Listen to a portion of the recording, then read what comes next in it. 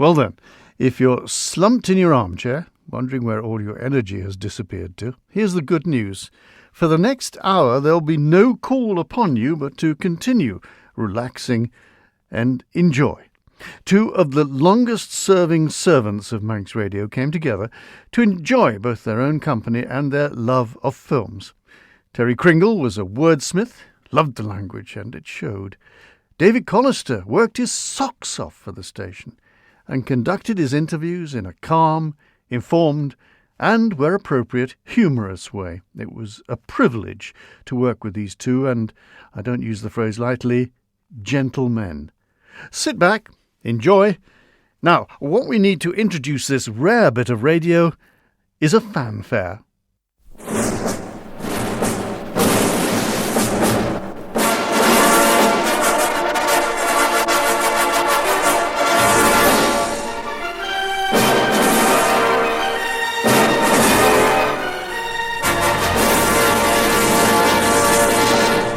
What a wonderful sound. Merry Christmas, TC. And MGM to you. Look at that, I'm wearing my MGM sweater, especially for you. How about that? Now, what's this strange, weird word you've dug up from the past, fauteuils? Ah, you know what it is very well. I do. You just don't want to use the F word. Well, they used to call it in my time the fauteuils.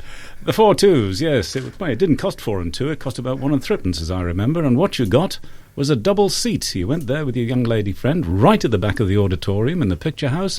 The seat went up and down together. There was nothing in between you by way of elbow rests. And you got to grips with each other or the movie or each other again. Or both, yes. Or both. I can remember there was nothing worse for a 16-year-old than an uncle in a crowded room of family saying, you know, when you say you can go into the pictures, he says, ha ha, he's going in the 4-2s. It brought a blush to the cheek, I think, didn't it, at that age? But it's obviously a French word, isn't it? Yes, I believe it means something like easy chair, armchair. Perhaps the French have an even worse word for it, but I don't suppose they'll let us use it on Christmas Day. Mm-hmm. Perhaps we were both in the 4-2s in 1954 listening to this. You could just get a look at yourselves. You look like a bunch of lovesick bull calves. You're so sweet on those girls, why don't you do something about it? Why don't you go marry them? You know they'd never let us marry them now in 1,000 years. And do like the Romans did with the Sabine women. Or Sabine women, or whatever they called them. Hey, them Romans. They're the ones I heard about settled up north of here? No, this was in olden days. Well, this is history. This really happened. Tell you about them Sabine women who lived in the Roman days. It seems that they all went swimming while their men was off to graze. Well, a Roman troop was riding by and saw them in their me oh my. So they took them all back home to dry. At least that's what Plutarch says. Oh, yes, them women was sobbing, fit to be tied. Every muscle was throbbing from that riotous ride. Seems they cried and kissed and cried all over that Roman countryside. So don't forget that when you're taking a bride, sobbing fit to be tied from that riotous ride. They never did return their plunder. The victor gets all the loot. They carried 'em home by thunder to rotundas small but cute. And you never seen, so they tell me, such downright domesticity with a Roman baby on each knee named Claudius and Brute. Oh, yes, them women was sobbing, passing them nights. While the Romans was going. Well, it used to be Sabine, I think, didn't it? That's it, yes. It was a very clever play on words, that, I always thought. And what impressed me about this musical was it rather broke the mould for the musicals that went before it. That athletic dancing, and especially the scene where they have to start to build the barn, and then they have a fight with the rival family and they tear the barn down. Rip it down. It's wonderful, that, yes, because one of the great musicals, Seven Brides for Seven Brothers, I would say, wasn't it, really? There was just a great stack of cinemas you could go to, about 7 or 8, wasn't it, on the Isle of Man? Yeah, you could go to the pictures every night of the week in the Isle of Man, and then you wouldn't see all the films that were actually on. Some of them would have films on for 3 days, the first half of the week, 3 days in the second half of the week. Yeah. You had the Regal, the Royalty, this is in Douglas, you had the Strand, you had the Picture House, and in the summer you had the Crescent. And on a Sunday night, when you couldn't get in any of the others, you used to make a run for it to the old Avenue Cinema The in Avenue in Oncombe. Oncombe, yes. Then there was a pavilion in Peel. There was one in Castletown. The Cosy was in Castletown. I don't think I ever went into that. There was the one in Port Erin. Yes, there was the Strand in Port Erin. Yeah. And Ramsey, of course, had the Plaza, The I think Plaza? it was, yes. Yeah. We never used to go out of town to the pictures very much. Couldn't afford to, could we? No. Double the price of the outing. In 1942, I suppose you were among the audience watching a film called Casablanca, were you? Absolutely, and I've watched it a few times since. Hello, Rick. Hello, Lee. How extravagant you are, throwing away women like that. Someday they may be scarce. No, I think now I shall pay a call on Yvonne. Maybe get her on the rebound, huh? Well, when it comes to women, you're a true Democrat. The plane to Lisbon.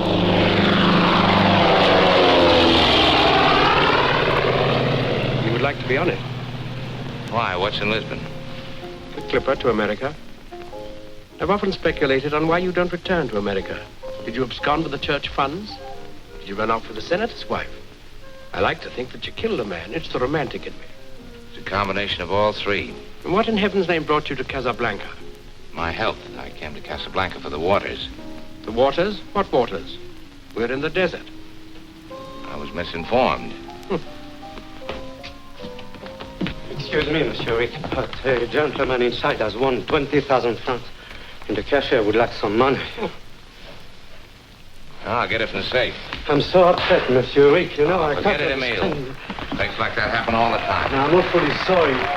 Could you ask the piano player to come over here, please? Very well, mademoiselle. How's the jewelry business, Berger? Not so good. May I have my check, please? Too bad you Hello, weren't here Sam. earlier. Hello, Miss Elsa. We had quite a bit of excitement. I never expect to see you again. Yes.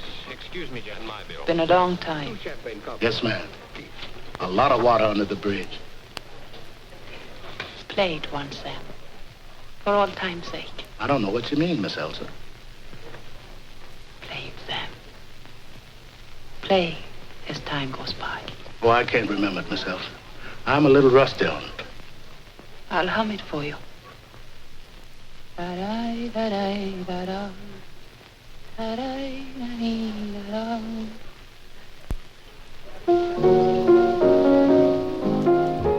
Yes, we had to wait for that bit. Oh, didn't we? absolutely. Brings you a lump to your goosebumps, doesn't it? But of course, it got that business. People said it was "Play It Again, Sam," but it was just "Play It, Sam," wasn't it? Really? That's right. Nobody ever remembers absolutely accurately some of the most famous sayings of the old movies. No. For instance, Jimmy Cagney never said, "You dirty rat." I see you're doing an impersonation there Of somebody, Terry. It's like- I used to tackle impersonations. I used to think I was able to do a wonderful impersonation of James Stewart, but when you listen back after you've recorded on a tape, it doesn't sound anything like him at all. Wouldn't like James Stewart to hear it. Well, let's hear James Stewart now. Oh, Shenandoah, how much I love you. Every stream and every valley, let nothing ever change you. I brought some fresh flowers for your grave, Martha, like I've been doing every Sunday for these 16 years. Somehow it helps me to talk things over with you, Martha, because we always shared our hopes and fears. Folks have started killing and stealing all around Shenandoah, and if that's what they want, that's fine. But the way I see it, I got a daughter and 6 strong sons, and I'm just going to look out for what's mine. Yeah, well, you don't get voices like that now either. What a distinctive voice you have. I think you do, actually. When you listen to that, have you never heard Sean Connery? He goes, he says that, he doesn't say, did you see that? He says, did you see that? She that, yes. Yeah, he got it from, what's his name there? Well, that is from a Western called, I think it was called Shenandoah, was it? Or Legend of Shenandoah, or something like that. And Westerns have always been a favourite line. Have you enjoyed Westerns? Is that a genre that you like? Oh, yes. I mean, I've enjoyed them all. Every film I've seen, the old black and whites, every single one. But which Western? I don't know. I suppose I'm going to trespass on somebody else's territory now by saying that probably one of the best of all time was Gary Cooper in High Noon, you're going to say. High Noon, yeah. I would say that is probably the greatest Western, maybe, but there was a sort of modern near-Western called Bad Day at Black Rock with Spencer Tracy, which is a favourite, I must say, as well. Yes, I remember that, and I remember it in the scene where Tracy, who has only one arm, confronts the town bully, and he's got to fight him, and he's got to beat him with one arm. And he did. And he did. With the help of some petrol and a bottle, I think, and a piece of rag or something, wasn't it? Yeah. But Westerns would take me back to the James Stewart Westerns, in fact, and I've put together, as some of us here in the station have, a favourite 5 films, and I included in that The Naked Spur, which is an Anthony Mann-directed Western starring James Stewart, and Mann and Stewart made a lot of Westerns together, and they were quite brilliant. But to run through my other favourites, Fantasia from 1940, Disney, I think one of the great films, probably the greatest animation, perhaps. Yes, and certainly a majestically beautiful production. An anti-war film from Stanley Kubrick, Paths of Glory. I remember that one. There was also, I think if I had to pick one, I would go for The Third Man.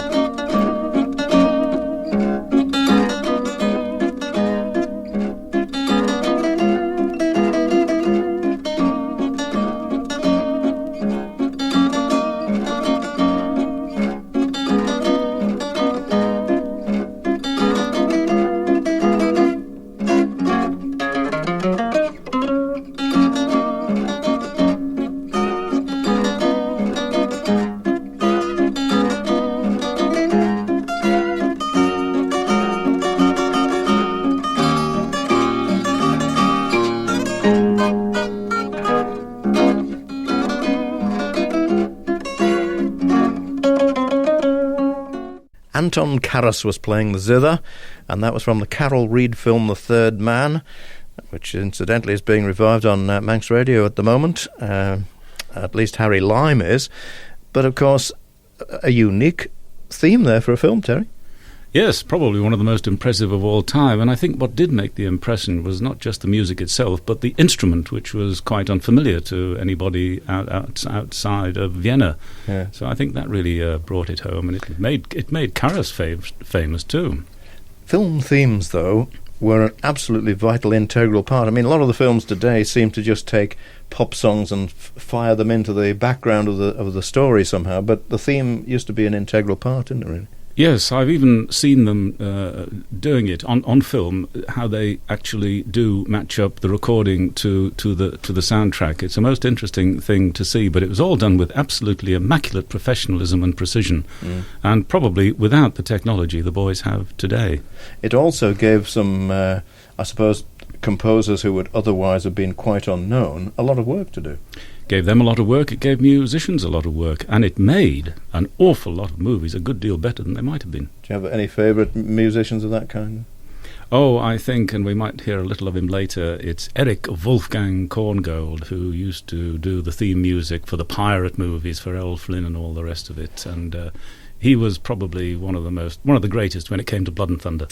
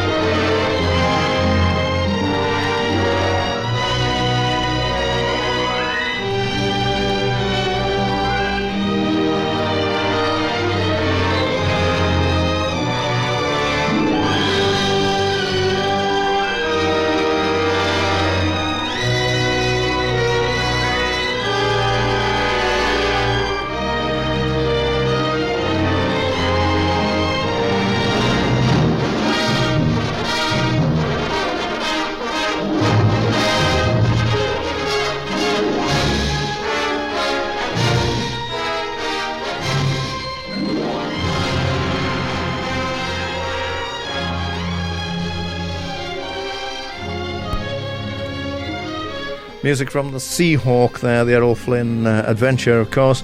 And he was quite a swordsman, wasn't he, Errol Flynn? Yes, he was. I mean, all the Blood and Thunder boys, like Tyrone Power and him, they were expert swordsmen, very expert at not killing each other as well. Douglas too, Fairbanks, Douglas Fairbanks, certainly. Yeah. And it always finished with the duel in the end. And in the Seahawk, the duel between Flynn and the villain, it was backlit, so that the fight was in the underground, down below in the Queen's Palace, Queen Elizabeth's palace, and we saw the shadows fighting and trying to kill each other rather than the people, the two men, and that was a wonderful sequence. That's art, isn't it, really? Absolutely. I have just come to my final film on my list now of favourites here, and I tend to like quite a lot of films that perhaps are not as well known as the big major films that get in the top 10 lists. And one of those, called Portrait of Jenny, it starred Jennifer Jones and Joseph Cotton, and it's the prologue that I want to just mention now, which I've copied out, in fact. And it starts off with these misty pictures and rocks and so on, and the prologue says, "Since time began, man has looked into the awesome reaches of infinity and asked the eternal questions. What is time? What is life? What is space? What is death? Through 100 civilizations, philosophers and scientists have come together with the answers. But the bewilderment remains. Science tells us that nothing ever dies but only changes, that time itself does not pass but curves around us, and that the past and the future are together at our side forever. Out of the shadows of knowledge and out of a painting that hung on a museum wall comes our story, the truth of which is not on the screen, but in your hearts." Now, how about that? That's it. By this time, you were completely sucked in. Yes. And you weren't going to come out of it until the final reel. And if the story was daft, if they made it well, you believed it, didn't you? You believed it implicitly. That's what you were there for, to believe. Yes. It was a David Selznick film. In fact, it was described by one of the critics as his masterpiece, and you must remember that he made Gone with the Wind, and another critic described it as one of the, I think, the most exquisite fantasy film ever made. So there we are. If it ever comes round, you might have a look at that one. But let's turn to your favourites, Terry. I asked you to pick 5, and you've got 8 here, I notice. No, I've got 9, actually. Oh, 9, it just shows you how difficult it all is. So I better deal with them quite quickly. I mean, The Big Sleep, 1946, Howard Hawks, Bogart and Bacall. The dialogue was absolutely impeccable, and for those days, remarkably sexy. Then Blade Runner, Ridley Scott, the most visionary film I've ever seen. And his view of the future, you were shown it, all these wonderful things happening in San Francisco. I kept waiting for somebody to explain it all to me. Nobody explained it. That was the future, and that was it. You were just left to live with it in your imagination. Then Hitchcock, 1935, The 39 Steps, the first of many versions of this movie, and I still think the best and lovely in black and white. Wonderful version, that. It's miles ahead of the two that followed, I think. Oh, yes. I mean, for one thing, it stuck pretty well to the original plot. And then there was that wonderful scene which an impressionable boy like me was moved by. It was when he's handcuffed to Madeleine Carroll, and they get wet out on the Scottish moors when they're being chased, and they find a room at the inn. And then she wants to take her stockings off. Yes. And his hands are getting all mixed up with flashes of white thigh. Oh. Yes, for a boy it was real excitement, wasn't it? Yeah. Then, of course, horror stories. And probably one of the first and one of the greatest, the 1931 version of Frankenstein by James Whale. That was the best of the whole sequence. It certainly was. They never really lived up to that first one, did they? No. I've got it at home on video. And there's one in here. 1944, Hollywood Canteen. Now, this was one of those movies made in the wartime. It was a morale booster for the American forces. The Hollywood Canteen was where all the stars used to go to entertain the servicemen. And it was a bit of old hokum, really, looking back on it. But I fell in love with Joan Leslie. Ah, yes. Well, that's easy to understand, of course. Weeks it took me to get over. Then comedy. Well, the comedy that made me laugh in 1944 was Frank Capra's Arsenic and Old Lace. That was black humour at a time when black humour wasn't really recognised or relished. And Cary Grant in that, wasn't it? Yeah. Cary Grant, absolutely. Mugging at the camera like mad. And, of course, musicals. So I think we've got a musical cue here. Well, most people seem to think this is the best musical ever made, called Singing in the Rain. I don't know. You had Seven Brides, of course, as I think a favourite, but I suppose if it came to it, I'd have to give Singing in the Rain the vote. But there have been so many wonderful musicals as well. Yeah, far too many to even think about. So just think about Singing in the Rain and look back on the wonders that were there. Come on now, snap out of it. You can't let a little thing like this get you down. Why, you're Donald Lockwood, aren't you? And Donald Lockwood's an actor, isn't he? Well, what's the first thing an actor learns? The show must go on. Come rain, come shine, come snow, come sleet, the show must go on. So Reedy, Pagliacci, Reedy. Reedy, huh? Yeah. Don, the world is so full of a number of things. I'm sure we should all be as happy as. But are we? No. Definitely no. Positively no. Decidedly no. Short people have long faces, and long people have short faces. Big people have little humor, and little people have no humor at all. And in the words of that immortal bard, Samuel J. Snodgrass, as he was about to be led to the guillotine, make 'em laugh, make 'em laugh. Don't you know everyone wants to laugh? My dad said, be an actor, my son, but be a comical one. They'll be standing in lines for those old honky-tonk monkey shines. Or you could study Shakespeare and be quite elite, and you could charm the critics and have nothing to eat. Just slip on a banana peel, the world's at your feet. Make 'em laugh, make 'em laugh, make 'em laugh. Make 'em laugh. Don't you know everyone wants to laugh? My grandpa said go out and tell 'em a joke, but give it plenty of hope. Make 'em roar, make 'em scream. Take a fall, but a wall, split a seam. You start off by pretending you're a dancer with grace. You wiggle till they're giggling all over the place. And then you get a great big custard pie in the face. Make 'em laugh, make 'em laugh, make 'em laugh. Make 'em laugh. Don't you all the... What? My dad.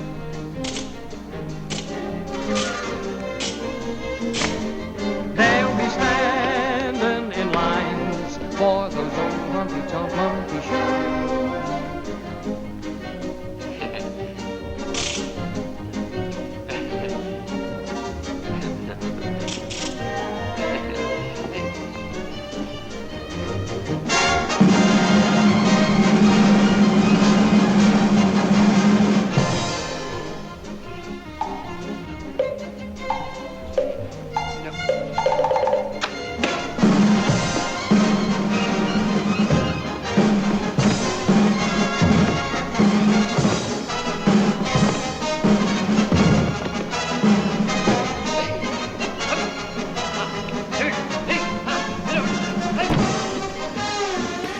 I don't know that dancing goes down too well on the radio, but that's where he was clowning around and doing one of the the funniest dance ever, I suppose. Yeah, and all that noise was just him. Yeah. Falling down, jumping up, rolling over, tripping over everything and making you laugh. Yeah. Donald O'Connor. We also asked some of the chaps around the place here, in the newsroom and elsewhere in the station, to choose their favourite 5 films for us, and one who did so was young Mr. John Moss. He's a bit of a film buff. The feel-good factor is a theme that runs through my choice, which is why Ben-Hur ranks so high. Charlton Heston, was there ever an actor so splendidly constructed for heroic roles? And a very believable villain, Stephen Boyd as the weak man corrupted. Today's the day, Judah. Local Hero, as subtle a film as I've ever seen. There are small incidents all over the place. The humour is brilliantly understated. And Fulton Mackay's character is a man we'd all like to be, a millionaire with absolutely nothing. The Graduate used a pop score for the first time, I think, in a film. It had a funny effect on me, this one. About 3 weeks afterwards, it was though the veil had been lifted from my ears, and I've been an absolute fan of Paul Simon's music ever since. Hoffman's performance as the Runter's hero almost equalled Anne Bancroft's superb seductress. Was ever a young lad as fortunate as young Dustin? I doubt it. Psycho. I watched this first when I was 13. Horror delivered in a masterly fashion by Hitchcock. It set the pace for timing and for the suddenly unexpected, the jolt that makes an audience lift off its collective seat like the denouement to Carrie. and the music, Bernard Herrmann's score, chilling use of the orchestra. Finally, a John Wayne film, The Quiet Man, with Maureen O'Hara and that enormous downhill and updale fight between Wayne and Victor McLaglen.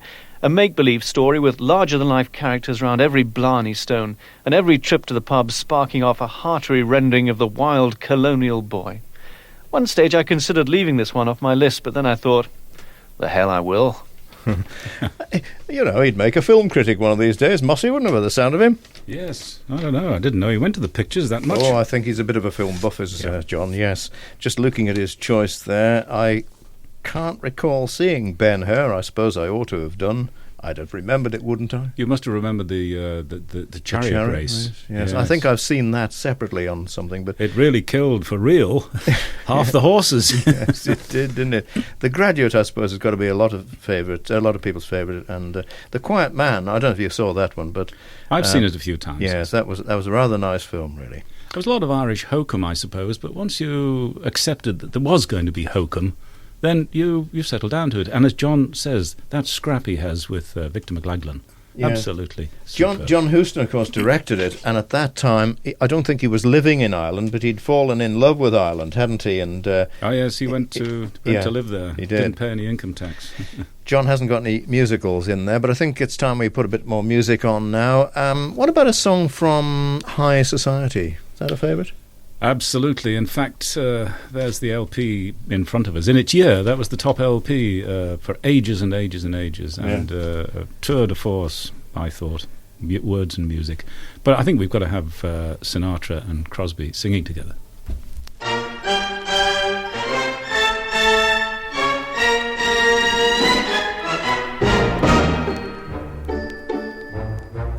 I have heard among this clan you are called the Forgotten Man. Is that what they're saying? Well, did you ever?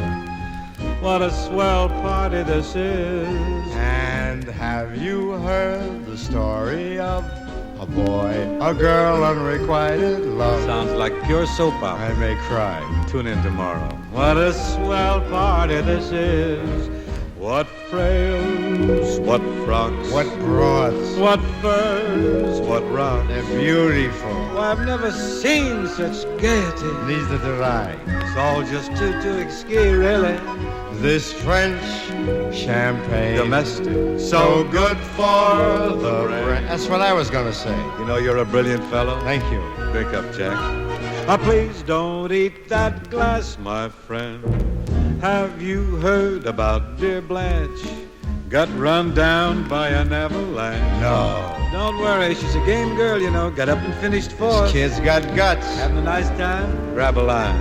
Have you heard that Mimsy Star? What now? She got pinched in the Astor bar. Sauced again, eh? She was stoned. Well, did you ever? Never. What a swell party this is.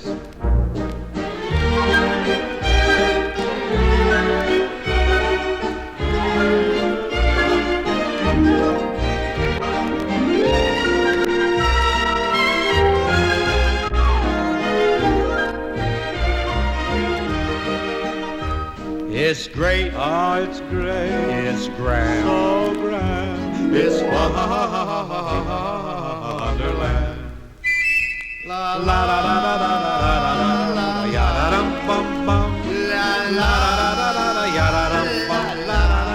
ya dum. We sing so rare, like old camembert, like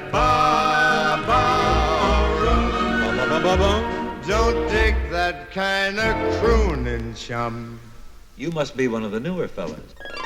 Have you heard it's in the stars? Next July we collide with Mars. Well, did you ever? What a swell party, a swell party, a swelligan, elegant party this is.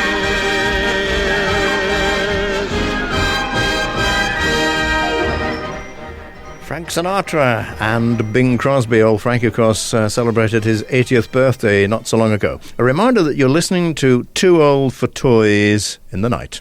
Terry Cringle and David Callister with you, looking at black and white films, or rather listening to them, and a colour film here and there. I'm a bit surprised they allowed us to use the word fauteuils, aren't you? The F word, you mean? Yes, we did have a bit of trouble with it, as I recall, in the planning stage. Well, we've explained what it means, so we won't go into all that again. But we'll continue to listen to some of our favourites here. I see one of your notes here is that you liked Marlene Dietrich and the Boys in the Back Room, Terry. I like Marlene Dietrich anyway, but the Boys in the Back Room from Destry Rides Again, James Stewart, absolutely unmissable.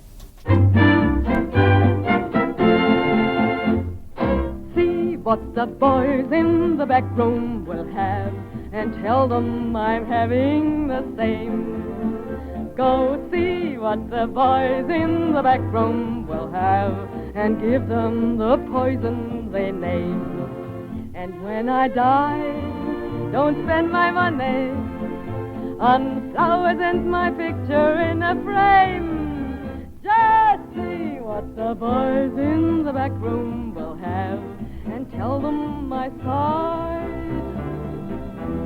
and tell them I cried, and tell them I died of the same. And when I die, don't buy a casket of silver with the candles all aflame. Just see what the boys in the back room will have, and tell them I sighed,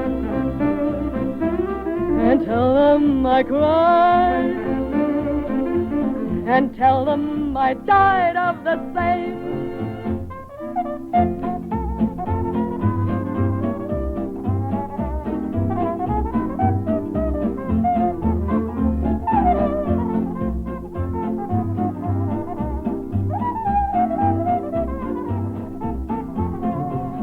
And when I die, don't pay the preacher for speaking of my glory and my fame. Just see what the boys in the back room will have, and tell them I sighed,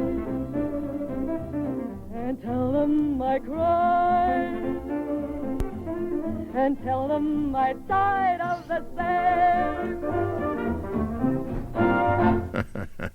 The Boys in the Back Room. Well, they certainly don't write songs like that anymore. Can you remember the other female in that film that she had the fight with? Now then, you've got me. I had to look it up. It's Una Merkel, or Una Merkel. Una Merkel, yes, of course. They had this huge, terrific fight, didn't they? Couldn't rehearse it. They just actually pitched in and started tearing their hair out of each other, didn't they, really? And it was always a good film to watch when a couple of ladies had a fight. Nothing like it. Very true. Shakespeare in the movies is something we're going to move on to now, and we're going to probably hear from Marlon Brando, because Brando had a go at Julius Caesar's Mark Antony. Was that one that you saw in your time in the Fauteuils? Yes, I did, and I was always troubled at the idea of Brando delivering this speech. In fact, he did it very well. In fact, he spoke a darn sight better than he did with that, they had Mutiny on the Bounty, his version of that on television just recently. Yeah. That terrible English accent he had. It was awful. Well, they must have given him some advice, I suppose, to brush up his Shakespeare. The girls today in society go for classical poetry. So to win their hearts you must quote with ease Aeschylus and Euripides. But the poet of them all, who will start 'em simply raving, is the poet people call the Bard of Stratford-on-Avon. Brush up your Shakespeare, start quoting him now. Brush up your Shakespeare, and the women you will wow. Just declaim a few lines from Othello, and they'll think you're a heck of a fella. If your blonde won't respond when you flatter her, tell her what pony told Cleopatra. And if still to be shocked she pretends well, just remind her that all's well that ends well. Brush up your Shakespeare, and they'll all kowtow.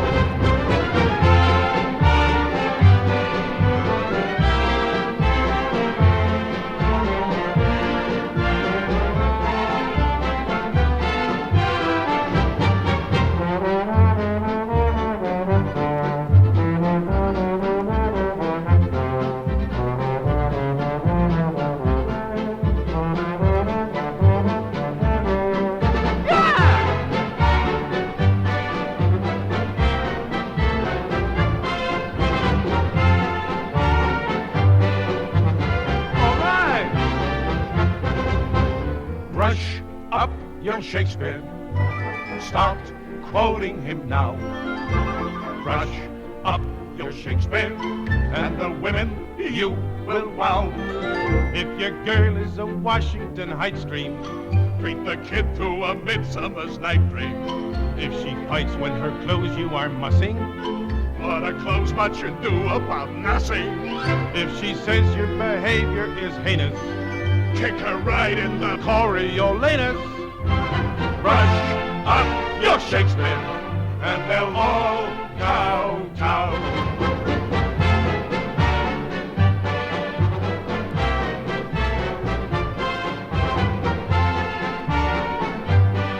And they'll all kowtow. Thinkst thou? And they'll all kowtow. I trow. And they'll all kowtow. As Budkin. Odds Bodkins, indeed. Two wonderful supporting actors there who became stars just for that few minutes, I think, didn't they, really? They did, and it showed the depth of the talent that there was, and probably still is in Hollywood, but in those days it was. I mean, that was Keenan Wynn and James Whitmore, two actors which weren't necessarily known as song and dance men. No, and they of course, did wonderfully well. It was Kiss Me Kate. Kiss Me Kate. That's Cole Porter, wasn't it, again? As it happens, though, and moving on from that song, we do have on disc here, on one of these old circular plastic things called LPs, Marlon Brando himself in the role of Mark Antony. Oh, masters, if I were disposed to stir your hearts and minds to mutiny and rage, I should do Brutus wrong and Cassius wrong, who you all know are honorable men. I will not do them wrong. I rather choose to wrong the dead, to wrong myself and you, than I will wrong such honorable men. But here's the parchment with the seal of Caesar. I found it in his closet. 'Tis his will. Let but the commons hear this testament, which, pardon me, I do not mean to read. And they would go and kiss dead Caesar's wounds and dip their napkins in his sacred blood. Yea, beg a hair of him for memory, and dying mention it within their wills, bequeathing it as a rich legacy unto their issue. We'll hear the will. Read it, Mark Antony. We will hear Caesar's will. Patience, gentle friends, I must not read it. It is not meet, you know, how Caesar loved you. You are not wood, you are not stones, but men. And being men, hearing the will of Caesar, it will inflame you, it will make you mad.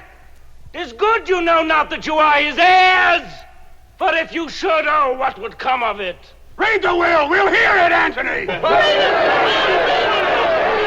Will you be patient? Will you stay a while?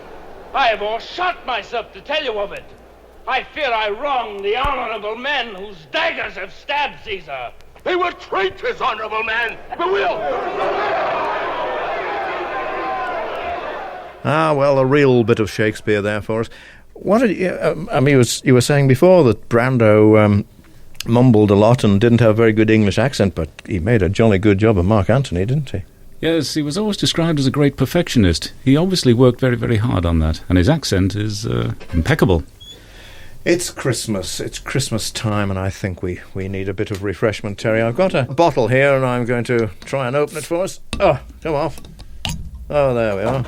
It's a pleasant sound. Yes, well, I mean, it is. After all, we don't drink on the radio, of course, but let me pass you a glass of this over and see what you think. Do forgive us, listeners, for a moment, but, well, it is Christmas afternoon, and this is a recording, so we won't get caught driving home after drinking this stuff. Oh, indeed. Cheery-ho. Cheers. What do you think of that, then? Let's have a look There's at the the label. It's called Merryman's Old Fart. Goodness me. One for you, one from me. Strange. Strange name for a beer, isn't it, really? Two old farts. Yes, together. Cheers. Right. Back to the films. Back to the music. I tell you what, while we enjoy this little drink that we've got here, I'm picking out another name of your favourites from the silver screen by name James Durante. And we have a CD here with a little song called Inka Dinka Doo. Why do you want this, then? Just because the image of him singing it, and in black and white, remains with me forever. For some reason, he had held his both arms out like somebody, like a tree, and sang it like that. He was enigmatic, yet he was absolutely captivating.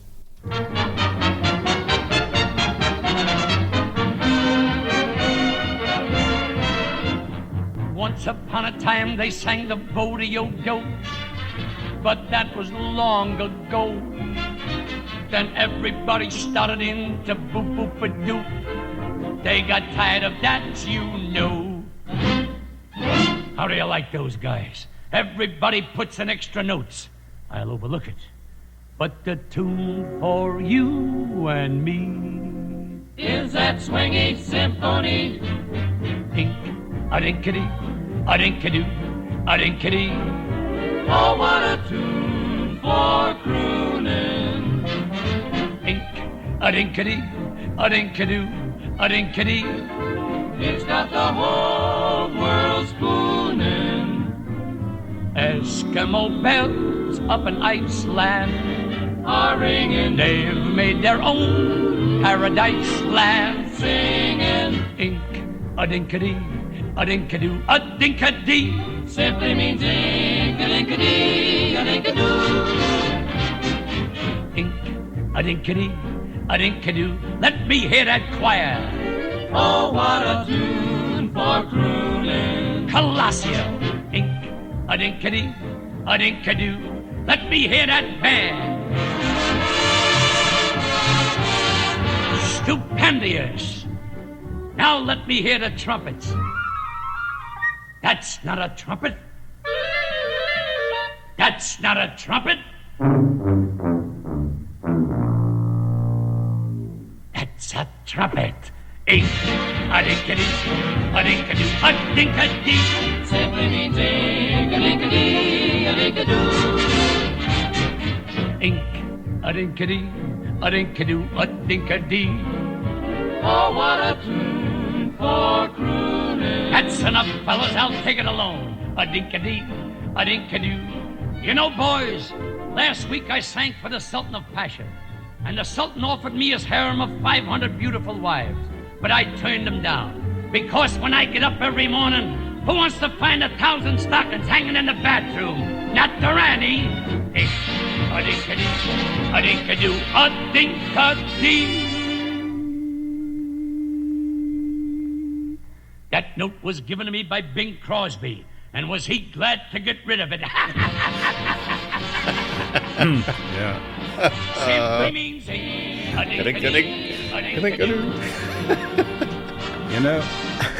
You know, DC, in those days, there was room for genuine eccentrics. Yeah. And he Yes, was that's right. an eccentric. Absolutely. You just yeah. don't see and hear them now. You don't really relate him to any particular films, or at least I don't, because he sort of rationed himself in movies, didn't he? Yes, he didn't appear an awful lot. I mean, he was a very popular figure, and he was either in musicals. It was always a sort of secondary role, but on the whole, he tended to weld the picture together, and he's quite famous for doing a duet with Frank Sinatra. The other thing about him that I like is that, like Max Wall, like a few of the old people that gone years ago, people still remember him today, and people say, everybody's trying to get into the act or whatever. Everybody can imitate him. Yes. You remember Even now. Eric Morecambe with the plastic cup, Yes. you know, sitting on my piano. That's right. Wonderful stuff. Let's just take a look at another favourite five here. George Ferguson provided this one for us, and he's got down... He's not old enough to get in the pictures, is he? No, I don't think so, no. But I suppose he's watched them on video, you see. The Guns of Navarone in 1961. A Hard Day's Night, The Beatles. Well, I suppose you would naturally think of that with George, with him being a music man. A film called Ghosts, which isn't familiar to me, and I suspect not to you either. No, and he hasn't told us anything about it. No, he hasn't. And then we had The African Queen. Not a bad choice, really. That was a good one. That was a tremendous film. I mean, Bogart rarely failed you, but that was one of the really good ones. Apparently that old boat that was in the film turned up not long ago in What, ruins. with the steam packet? No, they said they couldn't afford the charter fees. And George has also got the he's got the Magnificent Seven here. That was a Magnificent Western, was it? It was, and it also had some truly definitive Western music, I think.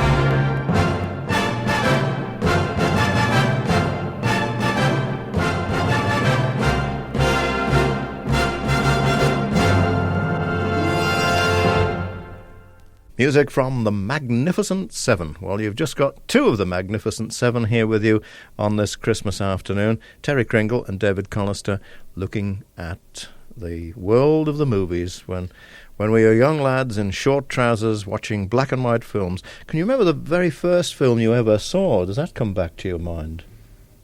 No, it would be Charlie Chaplin, I expect, in a silent... Something of the sort. I don't think I was ever taken to the pictures by my mother until I was about 8 or 9, and I would probably taken to see some sloppy, awful women's film. Well, we will look at another favourite 5 now here, and this one was supplied to us by Roy Macmillan. OK, let's see what he's got to say. 5 films you wanted. I would like to make it clear this is a 5 films rather than the 5 films. I don't know that it's possible to compress it just into 5. There's no room here for Casablanca or Citizen Kane or Brazil or Cyrano de Bergerac or even Das Boot. But 5 goodies nonetheless. Local Hero by Bill Forsyth. Delicate, witty, surprising, never sentimental, however beautifully shot. The Philadelphia Story by George Cukor. Witty, sparkling, magnificent dialogue and superb performances from the likes of Katharine Hepburn, Jimmy Stewart and Cary Grant. Volker Schondorf's version of Günter Grass's novel The Tin Drum. Disturbing, powerful images, extraordinary film, a sort of metaphor for 20th century Germany. This is Spinal Tap by Rob Reiner, the best spoof documentary about a rock band ever, or could ever be. The performances are simply perfect. The lyrics and the songs themselves are absolutely in tune with the whole tone of the film, and the acting throughout and the direction are quite exceptional. Fanny and Alexander by Ingmar Bergman is a vivid, witty, touching, colourful, funny film. Absolutely wonderful. There. Will that do? That'll do very nicely. That's raised the intellectual level a bit, hasn't it? Certainly has. I have seen The Philadelphia Story. I have seen Local Hero, but The Tin Drum, Spinal Tap and Fanny and Alexander, somehow or other, I seem to have missed them. Yeah, me too. But there we are. Roy is obviously quite keen on films as well, because there's an interesting choice there. But if you want to consider films that were made in the Isle of Man, could you make a decent list of those, Terry, do you think? Well, I think the one that people might just remember was The Manxman, Hall Caine's novel, and that was made in 1929 over here, and Hitchcock came over and made it. Then, of course, as everybody knows, 1935, George, No Limit. Hey, it's turned out nice again. Yes. Yeah. Right, what do you remember? Well, I remember No Limit, of course, but I wasn't around to see it being made. But The one that I remember is I See a Dark Stranger. That's the one, of course, in which I very nearly had a small part. As you may recall, I was a boy coming home from Braddon School, standing on the bridge at Union Mills and refusing to get out of the way when they were shooting a scene there. Anyway, they cleared me off and I didn't get in the film at all. That was the nearest you ever came to being having a small part, wasn't it? Yeah, what about, there were others after that, of course, there weren't there? Well, there was Mysteries with Sylvia Crystal, and she was playing it clean on that one. It was a mystery to me what it was about, I must say. It disappeared without trace, except apparently you can still find it now and again in the art houses, art cinemas in places like Amsterdam. I think there were 2 versions of it made, were there not? Were there? That's what they tell me. I must have missed the other one. Do you remember Baz Bozer that never quite made it? Do I remember it?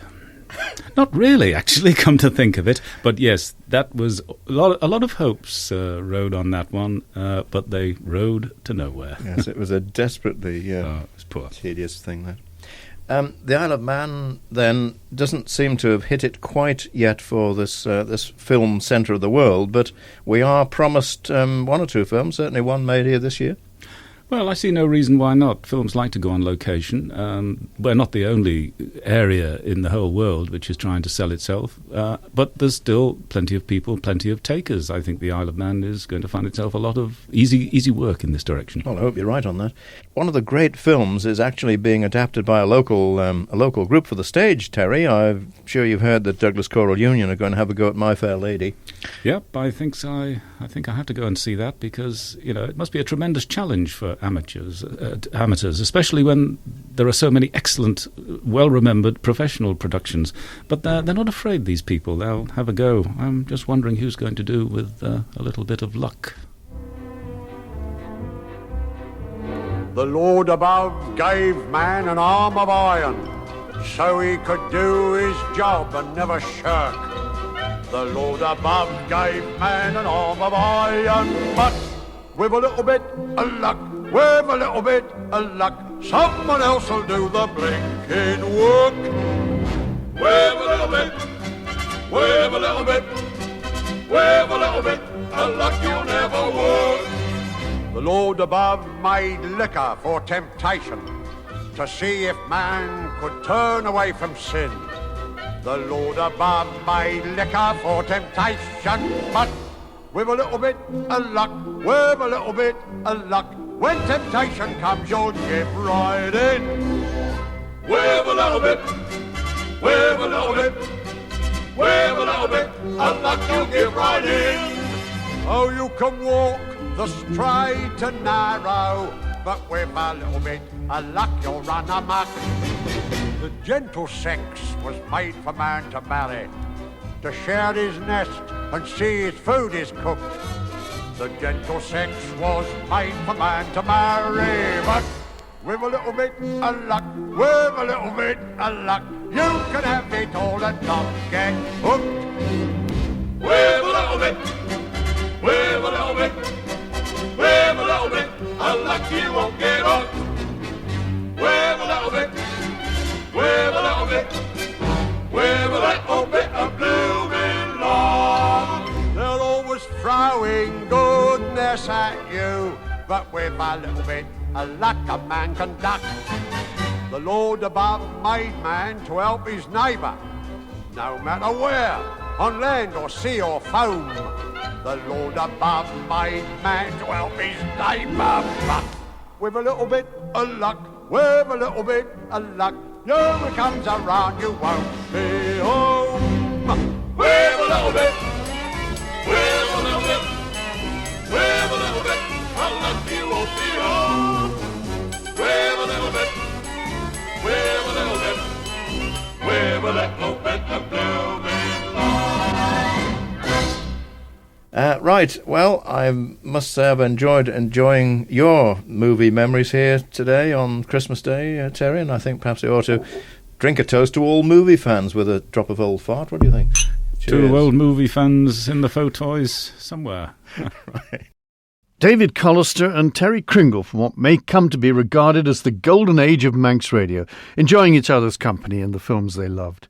And indeed the times when cinema was king, when no weekend was complete without a trip to see the latest film offering, with your best girl by your side. TV and then social media have shunted everyone back into their homes, so no more the convivial gathering that was a cinema audience. OK, the special effects were on many occasions far from special when viewed with modern eyes, and the audience might be a bit boisterous if the fare on show wasn't up to scratch, but it didn't seem to matter at the time. Goodbye, cobblers. Goodbye, Tell, or perhaps it's adieu. It was a privilege.